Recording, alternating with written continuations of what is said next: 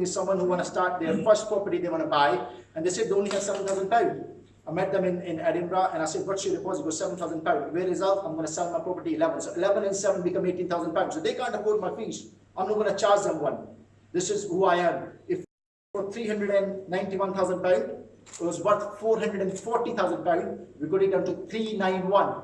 Spend £186,000 on conversion. Project is already completed. We use the same lender, which saved massive amount of money. Most of the people who know developments, the problem with the development is if you know the bridging, we go bridge and then we need an exit. Either you sell, there's no exit. If you're holding it, then you need to find a term mortgage. When you do that in this process, you're wasting so much money in solicitors, brokers, getting paid twice, first and then second, and then the lawyers again and again. So that costs a lot of money. So we have found a lender who have done the whole deal together, which saved massive in fees. I think it was 33,500 odd pounds we saved her in total by doing this, by doing the same lender. We used 70-70. So what does that mean is, when we went in to buy the actual property, she had bring in 30% deposit, which I have actually provided from our investors at 8% return. So the deal was 391,000. We got 30% from investor, 70% we bought it. And then the £186,000, we again need 30% from our own pocket, which we must spend first. And once we spend, then the bank will come in and they pay the rest. We were expecting this to be £740,000. DM hold an evaluation of £862,000. That was done on day one. We have now completed this deal.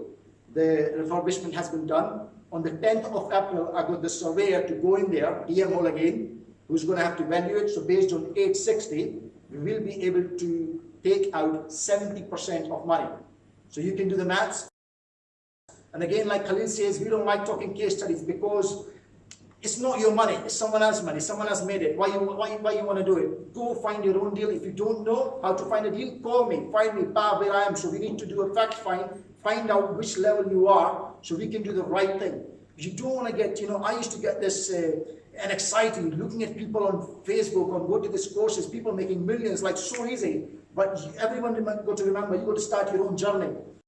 To do that, most people charge you £60,000 for the mentorship. I charge you nothing.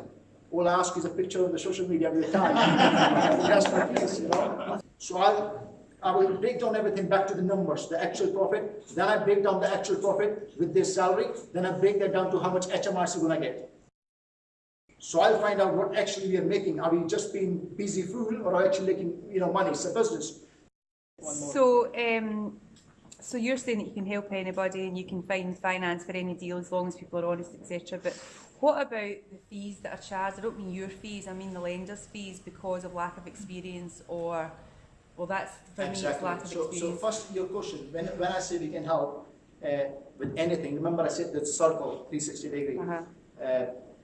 So the last bit, the last 15%, we have funds, in-house funds, but deal need to be right.